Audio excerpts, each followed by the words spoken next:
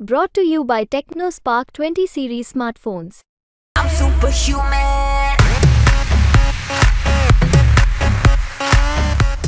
चुनाव की तारीखों का ऐलान हो गया, कितने चरण में चुनाव होगा यह भी सामने आ गया और सामने आ गए अटल जी के भांजे, चर्चा में रहने वाले ग्वालियर के कद्दावर बीजेपी नेता अनूप मिश्रा।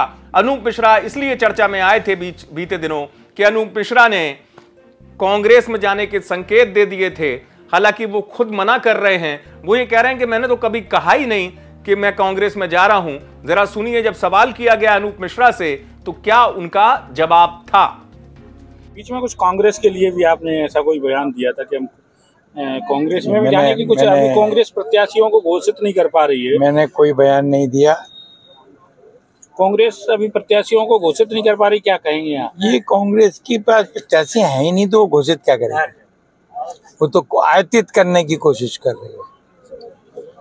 उस आयतित में आपका भी नाम है? मैं नहीं। तो अनूप मिश्रा पूरी तरीके से कह रहे हैं कि भाई मैं तो बीजेपी के काम में लगा हुआ हूं, बीजेपी के चुनाव में पूरी शिद्दत के साथ मेहनत कर रहा हूं, पार्टी को जिताना है।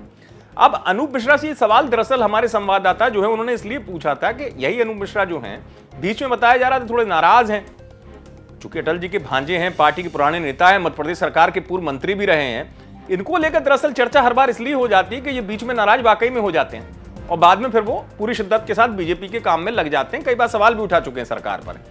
अब हुआ यह कि विधानसभा चुनाव में इन्होंने जिस सीट से ग्वालियर पर टिकट मांगा था वहां किसी और को मिल गया, और ऐसा पहली बार नहीं हुआ, इससे पहले भी हुआ था।